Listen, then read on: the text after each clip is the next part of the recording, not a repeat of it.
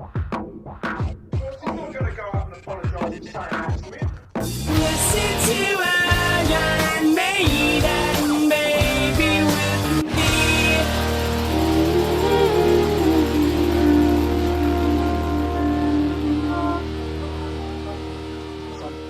Welcome to Listen I'm Maiden Baby. I'm Ash from South Wales, I'm Ante. From New South Wales. the new one. Mhm. We are here to talk about Iron Maiden. You know that band? The rock band? Which one? The one that says... Yeah, imagine if Bruce did sing your name though. Ante is such an easy word to You could sing. weave that into a lot. Right? Ante! My name is Ash, it's not that bad. It's whatever. Iron Maiden. Close this. Yeah. All right, mate. How are you doing? You all right? Not bad, man. It's getting cold. It is getting cold, so I've got my hot yuzu right here, guys. It's a nice little Japanese drink, just to once again, preference that we are in Japan. And Is that a hot one? it is a hot one. Mm. 'Cause, I might be able to tell, I've been sick for a couple of days, been sick a while. That's why this podcast taking a while to get together. Mix of us being, well, I wanted to, actually listen to the album properly and then talk about it and gather some information that I know, which is fun to talk about. And I'm being sick as well. So It happens. yeah. So guys, I've been putting this off for a while. We finally got the seventh Right. son of a seventh son. We're getting there. That's right. Now I'm a huge Iron Maiden fan. I've been into them since probably massively into them since I was like 17, 16. And I'm 35 years old now. It's my birthday a couple of weeks ago. Ooh. And I'm feeling it. Yeah. And yes, I've been a fan quite a long time, and I'm really into the band. But like I said, I don't really take them that seriously either. I get them. I know that they're a rock heavy metal band.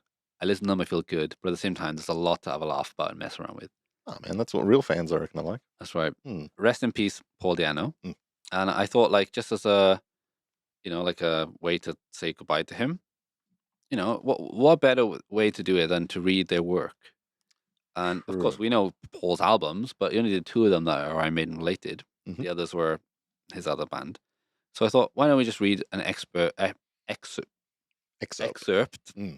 from his book? He's quite the writer. He is. So I might have to bleep a lot of this out because it's on YouTube, but here we go. This is from Paul Di'Anno's book, The Beast. Okay, so here we go. So he's talking about some fans who came over to see him.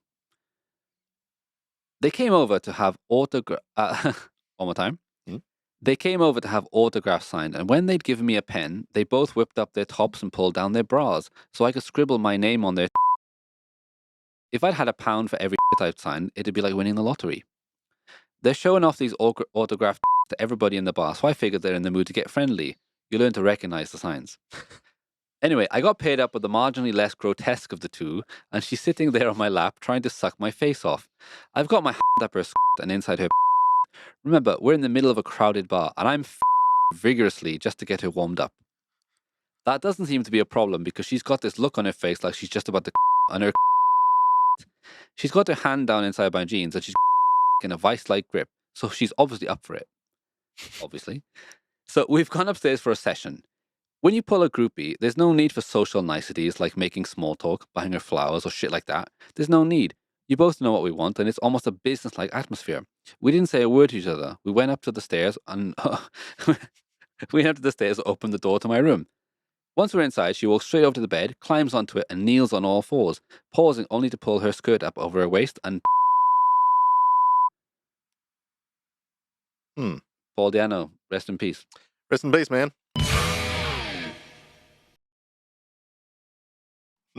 All right, guys. So we have been listening since the first album, and we've been doing a bunch of stuff in between, some demos and whatever, some blah, blah, blah, blah. So we went from the first album, Iron Maiden. Off the top of your head, what song do you like off that one?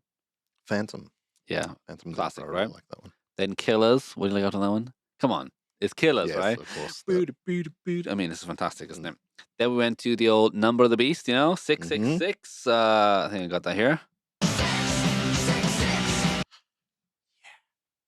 666. Yeah. And great album. We had fun listening to that one, didn't we? Yeah. And then we got into a bit of the Flight of Icarus on the Peace of Mind album. Uh-huh. On Your Way.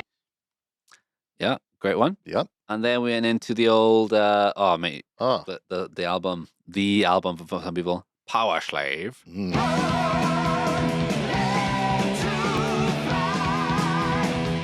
All right, calm down, Flyboy. This guy, Such a good song. I'm a pilot, so like, I really like pilot songs. That's Ante. That's how you used to fly? You did. Okay. Did I tell you that I stole a bunch of lyrics? Stealing people's lyrics. Perfect. Yeah. Then we went into, well, of course, I mean, the album was called Power Slave. It's got about 2 minutes. Midnight. Calm Love down. it. Fantastic. And a bit of Power Slave.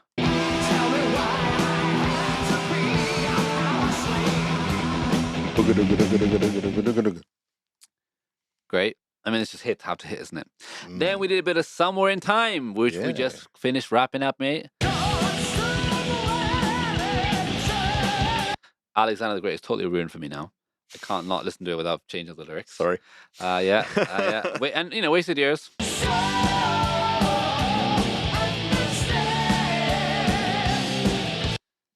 So, the first album is raw.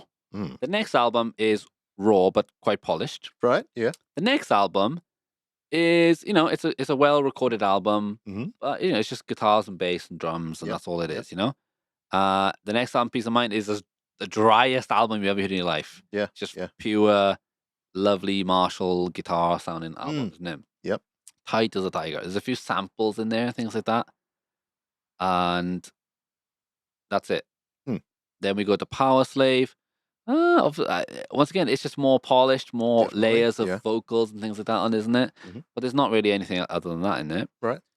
And then we get to the next album, where they decide to go get some guitar synths, Ooh. which is quite, man, in the 80s, That's big stuff, man. it's hard. Bunch of cables everywhere in these machines, which are not reliable. And do they make somehow they managed to pull off this album Somewhere in Time, which I think sounds fantastic with the amps that they used and those Galen Krieger amps and mix of the guitar synths, whatever.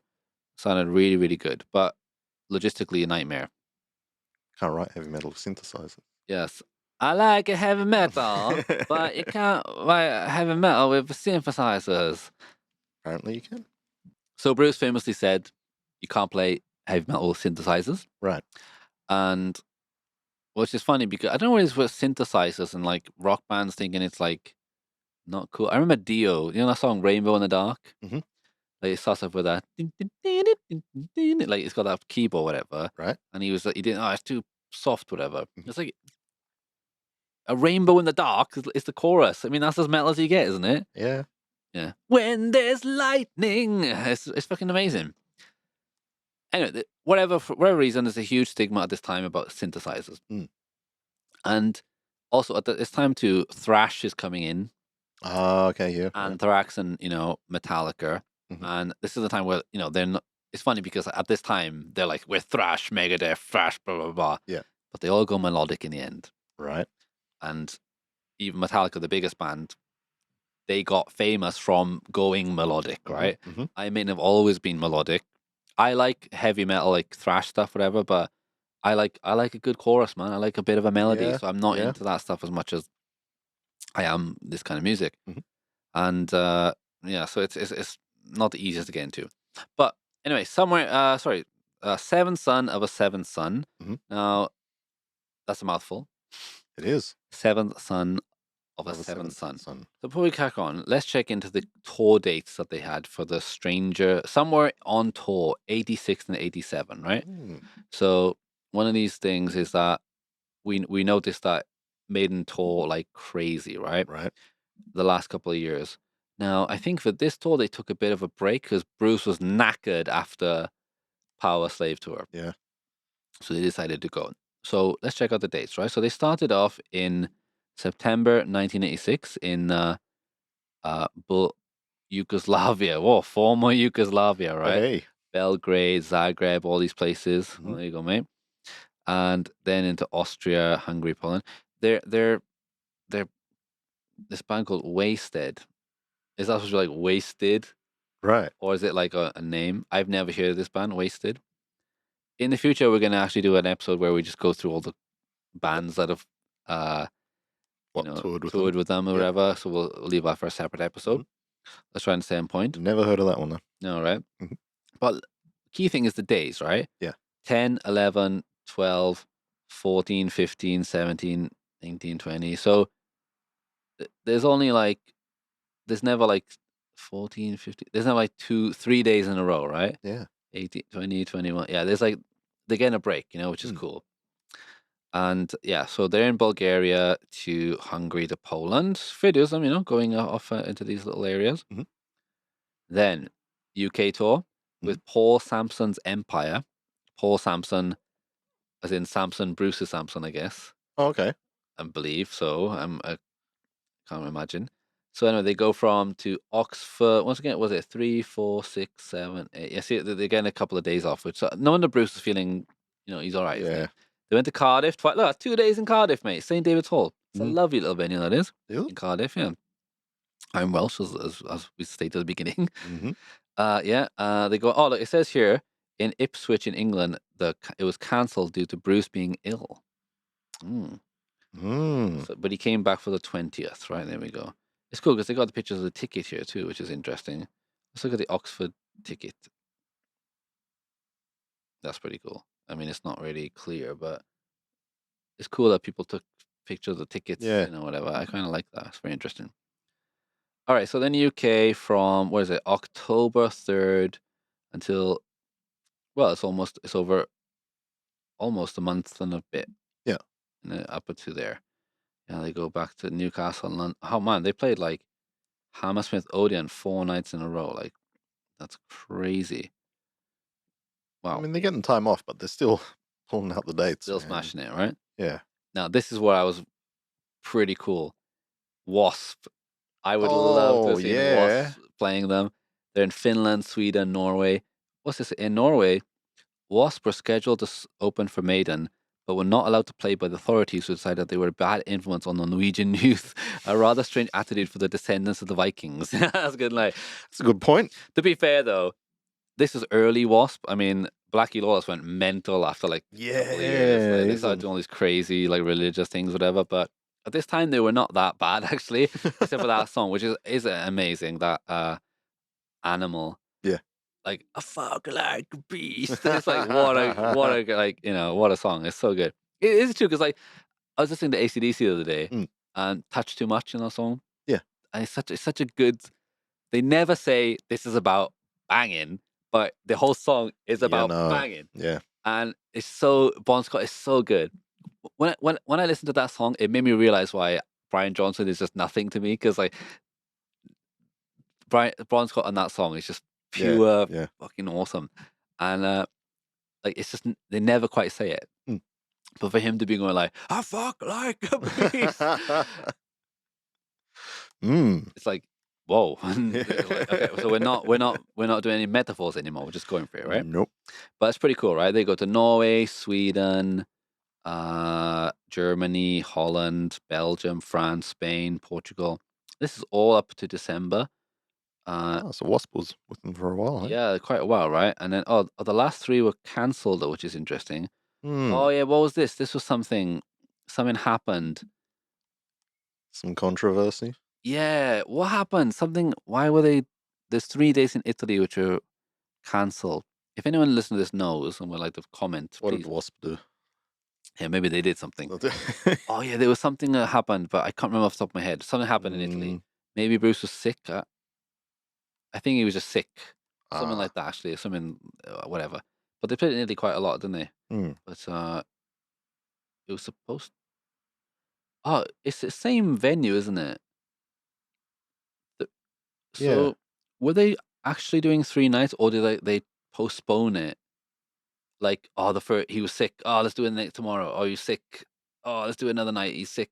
Maybe. I don't know. That's 19, 20, 21. Right. That's 3 days in a row. So that makes me think that they possibly they tried to reschedule it for the next day, but he didn't recover. Yeah. Now, everyone gets the time off for Christmas. Mhm. They get back on the road on January 7th, and then Yngwie Malmsteen is the cover band, which is the support band. Sorry, Yeah. that's pretty good in America. Mm-hmm. So they're going from, and in America again a bit more tight. See, 7, 8, 9, 11, 13. Did they play?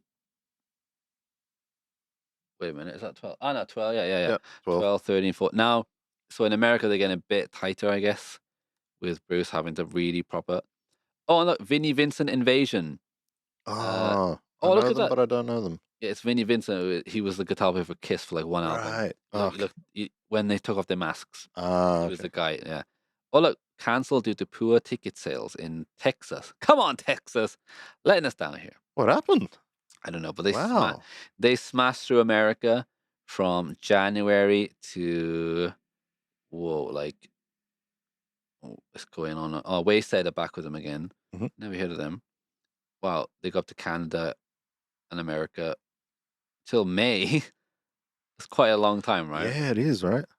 Yeah, and a lot of the dates are get better. 11, 13, 14. It's not terrible, but it's pretty bad, isn't it? They're still kicking on at the moment, aren't they? Who? The tour. Yeah, Iron Maiden, yeah, right? right now, It's just like, yeah. fucking Yeah, we hell. saw them and they're still doing it, right? Yeah. Yeah, it's crazy. Yeah, then they go off to Japan, Nagoya, Tokyo, Kyoto, Hiroshima. Oh shit, they came? Say Nenkin Kaikan, which is that's they renamed that now. Yep. It's a different place. But yeah, they came to Hiroshima, where we live in Hiroshima. If anyone ever does come to Hiroshima, let us know. We'll hang out with you. Talk about Maiden. You can even be on the podcast. Why not? Ooh. Yeah. And Osaka. Yeah. And then they ended in with Marillion at the Clutching at Straws tour. So it says a Marillion concert was gate-crashed by a number of stars, including Nico McBrain, Bruce Dickinson, and Yannick Gers. The encores were interrupted by the arrival of Yannick Gers, Nico McBrain, and Jimmy Bain from Dio, who launched into a rendition of "The Boys Are Back in Town." Okay, that's kind of interesting. I mean, it's a long tour, Yeah. but not as long as the previous tour. So, as we established in the last one, Bruce decided I'm gonna be the singer. They rejected all my songs. Fuck them. I'm gonna just be the singer. Now, then Bruce Dickinson is like, they're like, oh, Bruce, fancy doing a concept album about something? So let's go into the details of the album. Yeah. The album was recorded from February to March of 1988 and released in April of 1988. So pretty short turnaround. Right. It was recorded in Musicland in Munich, Germany. They went back there again. That's a good land to record music. It's the Musicland. One of my favorite guitar brands is Music Man, Ernie Ball. Yeah. But the name Music Man. The awesome bass, right? Yeah, like Stingray basses. Yeah, that's I have Stingray guitars. I love them, but I was like, Music Man. It's not the I coolest heard name, about right? them, and then it was like one time actually, guitar shops like hand it over, and I just went bang, and I was like, oh, yeah, all right, I get it. yeah. They're Like, good. They're very, very good quality. Very good quality. Yeah. But yeah, the name Music Man. It's kind of like, yeah, and it was started by Leo Fender because it's funny because Leo Fender designed all those Fender guitars, then sold everything, and then wouldn't compete for like 10 years or something like that. Yeah. So behind the scenes, they started Music Man. ah, So he that guy Leo Fender designed like the P bass, all these other famous guitars, and the Music Man Stingray, etc. no. What a wizard! Like, Yeah. what a legend. Anyway, produced by Martin Birch. It had 3 singles: "Can I Play with Madness" in March, "Evil That Men Do" in August, and then "The Clairvoyant" in 7th November. So let's listen to Bruce Dickinson's album. So this episode is we're not actually talking about any actual song. We're just setting up the album, what's going on, and let's listen to Bruce. But we're here. opinion. Yes, We are next here. episode will be the first song, Moonchild. Okay? So let's listen to Bruce. Chapter 26. Moonchild. Ooh, Moonchild. All of this extracurricular activity was bound to be impacted eventually by Iron Maiden, and so began the writing process for our next album, Seventh Son of a Seventh Son. It would be one of our best. Steve was... Yes, Bruce, it would be one of your best. It would be. But the last one was pretty good too. But you shit on all that. constructing the bones of the album out in Essex at his home, Shearing Hall, which had a replica pub, a real football pitch with home and away dressing rooms, and eventually a rehearsal room and a recording studio. Like Steve Harris is the biggest bloke ever. Like, Yeah. What do you do with your money? I buy a stately home Mhm. and I put a pub in it and a football pitch. Like, could you just? His solo band is called British Lion. I mean, the guy is just pure England. Like, Yeah, he's just yeah. ridiculous. Like, Steve and I reignited our songwriting partnership. He mentioned the words concept album, and my ears pricked up and my heart began to beat faster.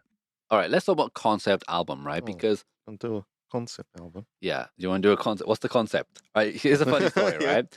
So concept albums, right? In my experience, I never ever thought of Iron Maiden as a concept band. Yeah. Because they just had album covers with like one song which is kind of related to something, and then Right. they never stick to some linear story. Mm. They never tried to. Power Slave had a few, like clearly, not really though, but like because I think probably they based Power Slave album off of Bruce's lyrics of Right. of that Power Slave song, right? And Peace of Mind there's no story there. Number of the Beast is no story there, Mm, and Somewhere in Time there's nothing there. no. They've never tried up to this point. They've never tried to do a concept album, you know. Yeah. But because they have like the really blunt imagery of like, oh, this is Blade Runner, Mm. so you'd think it's gonna all be music like inspired by Blade Runner. Mm, It's not. no. There's a song by Alexander the Great on it, for God's sake. Yeah. You know, so Which is as Right, far yeah, as you yeah, can get. Yeah. and I remember hearing Dream Theater Mm. when I was in college, and they had this album. It's called Scenes from a Memory, and it's the whole thing is a real it's a story. They Mhm. sat down and wrote the story down, and then made the music into it. And I love that okay. album. Yeah. because it's got a mix of like talking and Mm. great musician. You know, really good. Yeah. And but it's not like fantastical. It's just kind of like a straightforward story with a little bit of a twist in it. Yeah. But it's also really good, really good. Then you have bands like one of my other favorite bands, Coheed and Cambria, Mhm. where the singer, his girlfriend moves to France for college. Yeah. So he's such a loser. He goes with her Mm. because he's like, I miss you. And while he's there, he starts writing a comic fantasy Star Wars kind of thing. Oh, I remember. you Yeah, mentioning called the that. Amory Yeah, Wars. yeah, And then when he goes back, he bases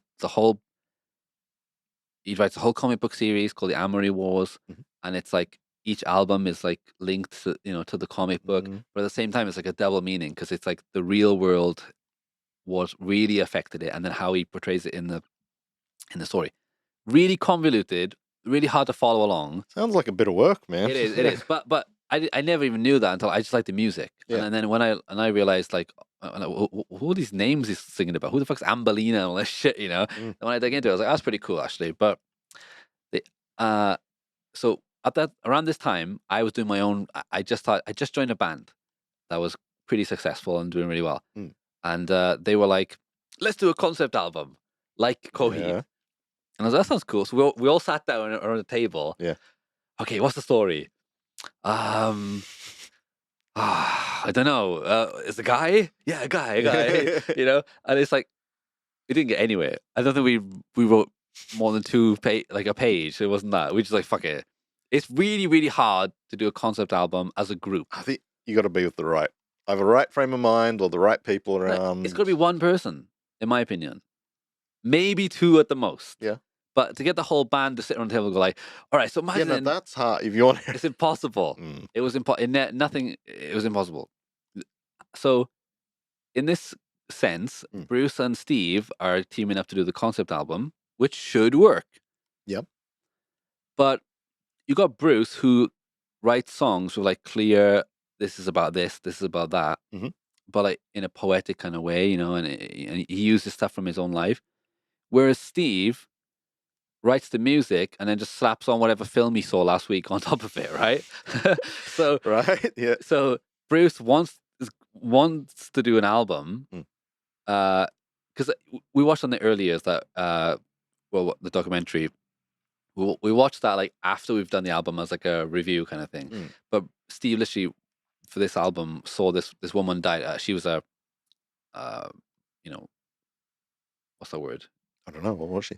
That you can speak to the dead or whatever the fuck, or see the future. Oh, okay. Someone like Sixth Sense type of thing. Yeah, one of those things. Yeah. So clairvoyant. She, Is yeah, that that's it. Clairvoyant. That's Yeah. it. So she died, and then he was like, "Oh, I wonder if she could see her own death."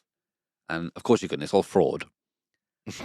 But Yeah. that's what kicked off this album. And then he's like, "Bruce, do it." And then Bruce is like, "Yeah, let's do a fucking concept album." Yeah. So Bruce writes all these like concept-y Right. songs, Yeah. and Steve is just like, "Okay, but what about like, good versus evil?" I was like, yeah, we've done that, Steve. But can we do, what about this? What about that? It's like, yeah, but good versus evil. Do we want to go away from that? All right, mate, never mind. And this is the closest album they get to actually staying on point, really. Yeah. But it still doesn't go all the way. And it's because when you get too many people trying to, it has to be one guy that's going to write it. Otherwise, it's just, they could have pulled it off though. yeah, you think they could, but they just, Steve just doesn't care. He just goes with. Anyway, let's continue with Bruce. Yeah. Story, theatre, seventh son of a seventh son had it all. Except it didn't. Not quite all of it. Somewhere in my dusty collection of mouldy scribblings, I have the short story that tells the tale of the seventh son and his family issues and unrequited love that lead him to take a terrible and tragic revenge.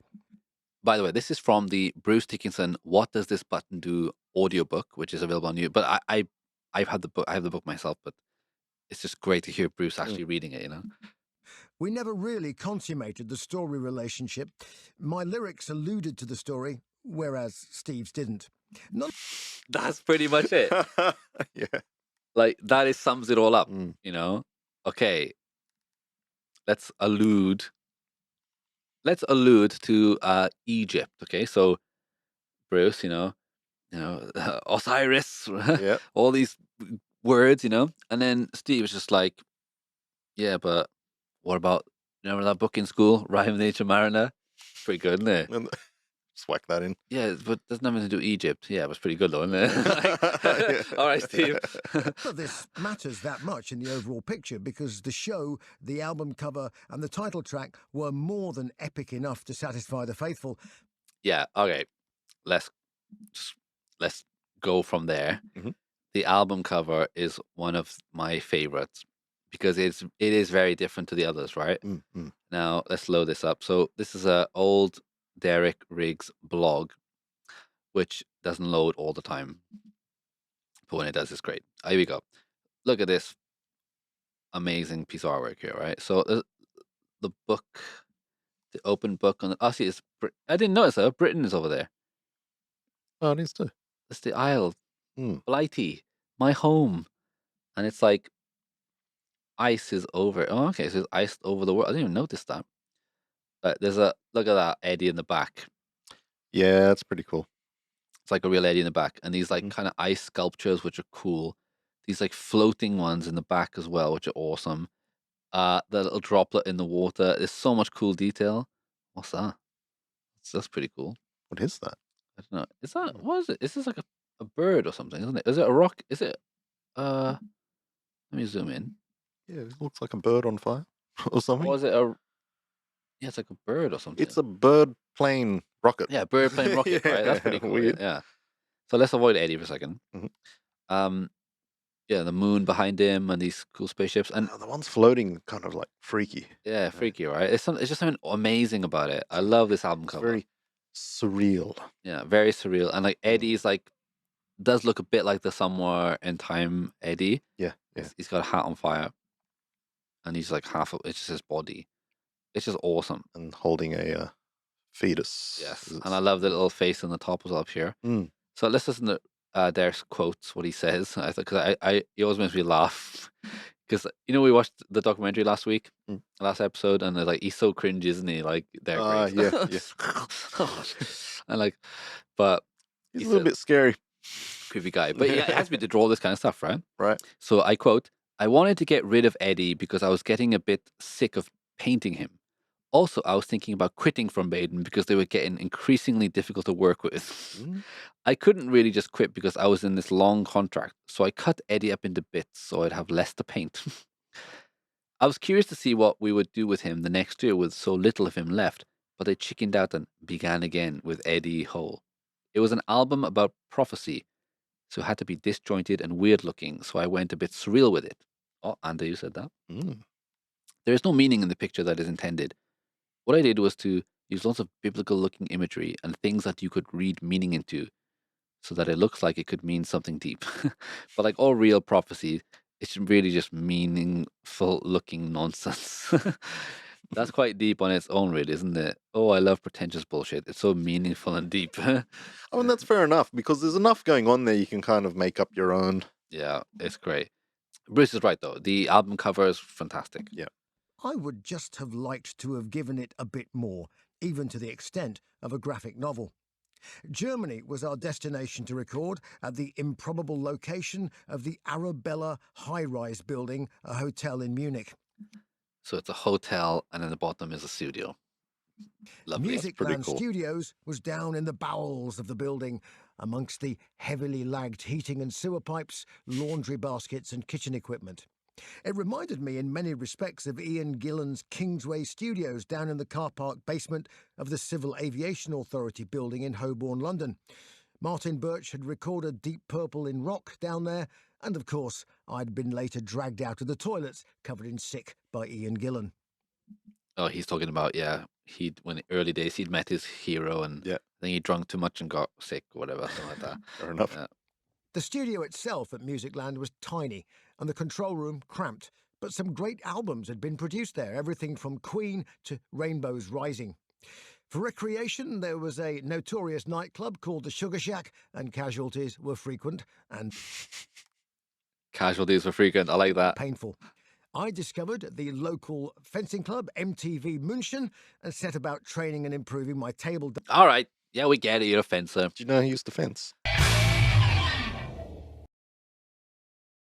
Yeah, so what is it? So like, wait, let me think. Wait, seventh son of a seventh son, right? So, Mm.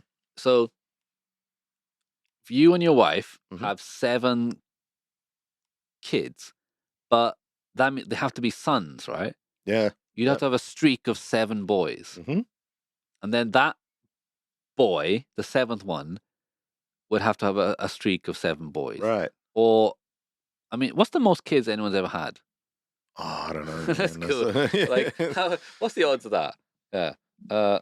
What is the largest amount of? I mean, what are you thinking? Teens or in the I don't 20s? know. Maybe 20 Yeah, probably something like that. that someone has had.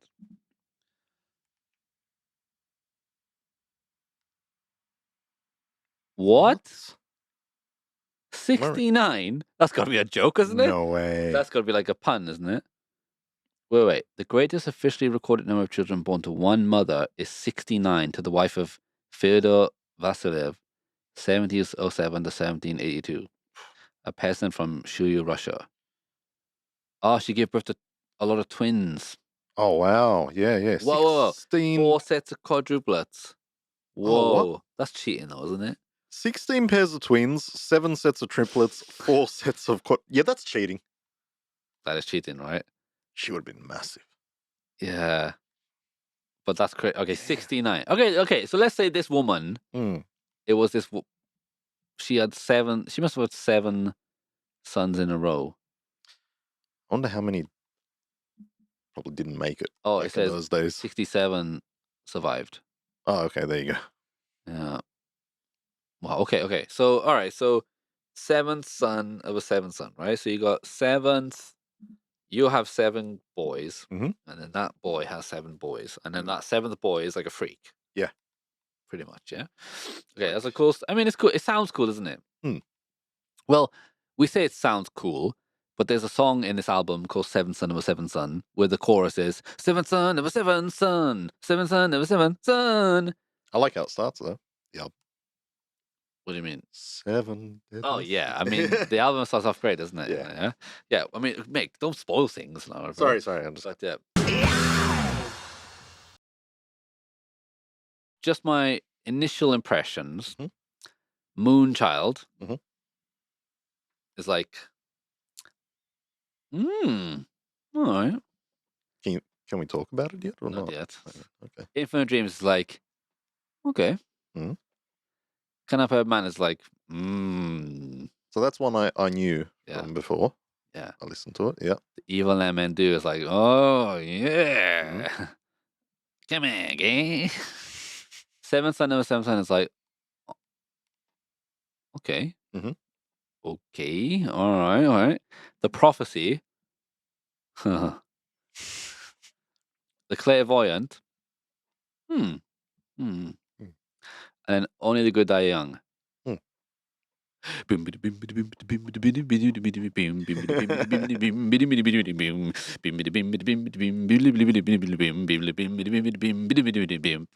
That's literally part of the song. Yeah. And it is ace. It is great. That is one of them. I told you ages ago, Only the Good Die Young, the first line, this guy that I was in college with who looked like Adrian Smith, Yeah. he would say that line all the time. And like to people, Ah, yeah. the demon in your mind will rape you in your bed at night. And it's like, Mm. all right, mate. I get it because I'm into the band, but Yeah. anyway. Other people might be a bit. And it's along this time now, at the end of the 80s, the MTV era is in full swing, Mhm. where there's a lot more media of the band, not just like live things, whatever. So what we're going to do is we set up the album now. Mhm. So we're going to listen to maybe one or two songs every episode Mhm. and just have a laugh. And also watch some of the videos because a lot of interviews, things like that to go Yeah. through. And it's just fun to really like listen to them talking.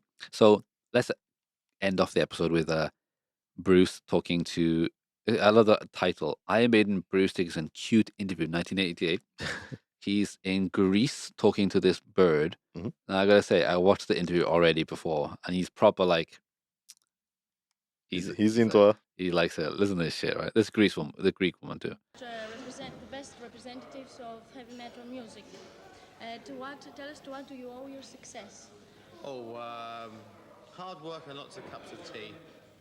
Pardon? All right. So Bruce usually would say something really sarcastic to a man. Yeah.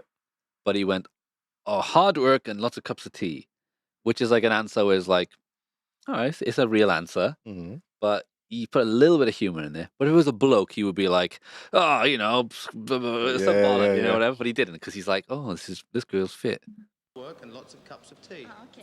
All right, so see, he had to like, because he's like, you know, he's British, right? So we can't speak English, British people.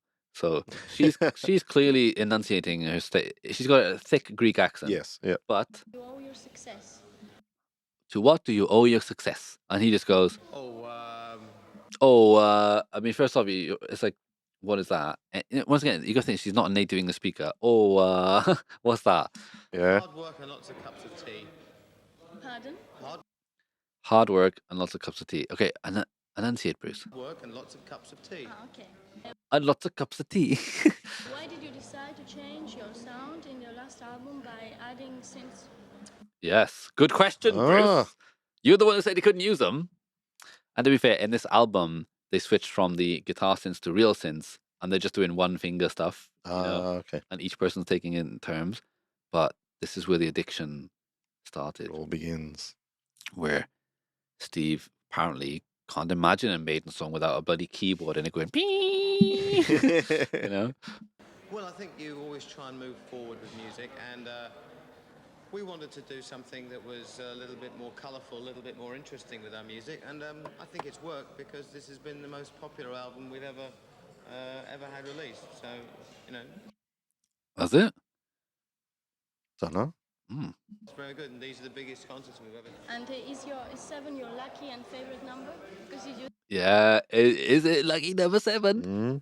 it a lot. Yeah, well, 7, yes, the 7 is sort of the theme of the album, if you like, Seventh Son of a Seventh Son. Look, Bruce is giving real answers here. He never gives real answers. It's well behaved. He's proper like, look at, I mean, this girl is pretty attractive. She's pretty cute. She looks like that. What's that girl from Hunger Games?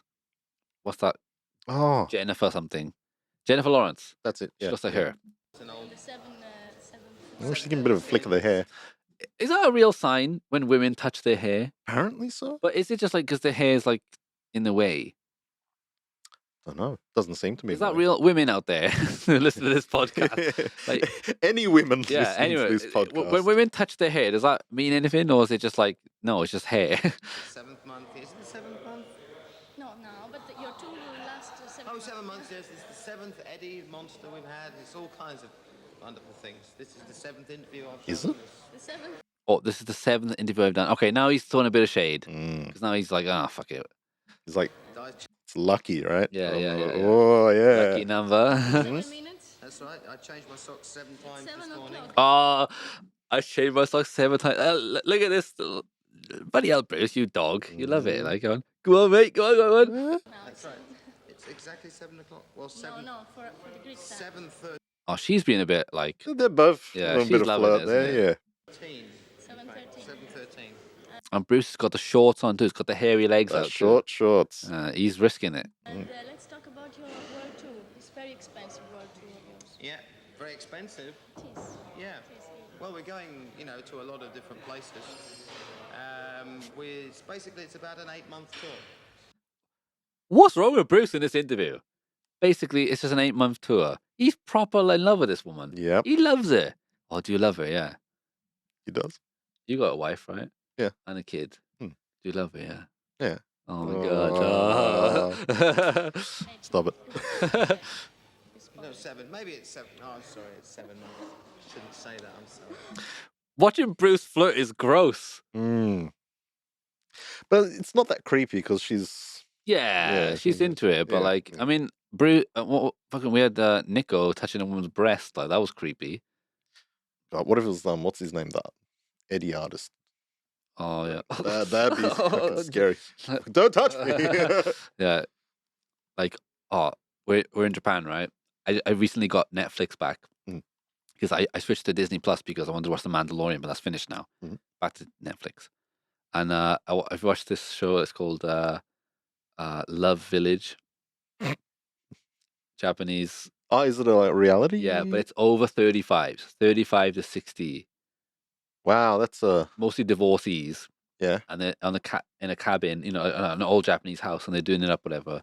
And they have to like, when they love someone or whatever, they have to ring a bell and declare, "I like you." And if she says yes, they leave together. If they don't, nothing happens. wow. And it's funny because they're Japanese, right? So it's just one guy, his name's Hollywood, Yeah. and he actually was a proper actor. He was in like Ghost of the Shell and all this kind of stuff. Oh, proper shit. actor. Okay, yeah. But like he's like wearing like a Bruce Lee jumpsuit and doing nunchucks, like like a wannabe kind of thing. And yeah. I was like, actually, this is a legit guy, and he's like proper like, touching her hand or that. And I was Yeah, like, this yeah. is so weird seeing because Japanese people are so in public, they're just not like that at all. Yep. But yep. I found out he studied English in Australia, lives in Australia, all this kind of stuff. And then a few years later, this really shy guy, there's like a storm, and he like puts his arm around her, Yeah. this woman. I don't want to like say anything bad about Japanese people, but it is creepy as hell watching this guy. 'cause Yeah. Well, they don't already go with. It's not natural to be publicly affectionate or whatever. oh, so it was cringy, right? It's so cringy, but it was really, really good. The editing on it is insanely good. Like from a production standpoint, Yeah. really good show. But it's just cringy watching Japanese people express anything emotion. It's just. But yeah, I don't know if I could watch that Check one. it out, man. Oh, Check it out. yeah? It's quite fun. Yeah. It's quite fun. Yeah, yeah. Anyway, let's go on with Bruce and this is his girlfriend. Oh! Oh, there you go. Oh my God, Bruce! What was that? You touched it. Oh my God! It was a hug. So In the future, every time they play Grease, they just say, "Play Alexander the Great," and he's like, "No." They finally get to kind of do it now. what do you think about the evolution of music towards 2000? Oh, God, the evolution of music towards 2000. Well, I hope I'm still alive We in have the year 12 2000. years. Whoa! In the year 2000, you wish you're still alive, Bruce. In 2000, mate, you've already quit ironmaiden and just come back. Mm. You're wearing double denim, Doubled. and he cut his hair short. Mm. And they released a single on the radio, Yeah. which has it's called "The Wicker Man." Mm. Fucking awesome song. Yeah. But the chorus is like, it's got like a line of Bruce. Then you watch the world explode in it, and then it goes like, "Your time will come." It's like, And then on the radio version, it had like a double up voice. Yeah. Like, your time will come. But then they scratched it because they were like, oh, it's too commercial, isn't it? But I love that version. Anyway, bloody hell, Bruce. That's it. 12 years, is that all? Only 12 years. Oh, that's right, isn't it? It's 1988, so it'd be just be 12 years. Right, yeah. Yeah, I'm born in a year from this time. I'm there. 80. Yeah, I know you are. Not in Greece. 12 years we have. 12 years. Till 2000. Well, we've been going for 12 years. So 12 wasted years. another 12 years, you know, I don't know. Maybe we'll be enjoying it twice as much. Maybe you and I will be on a beach together. Oh, yeah. Look at the look he's giving her too. Maybe. Maybe Oh, yeah. we'll have a baby.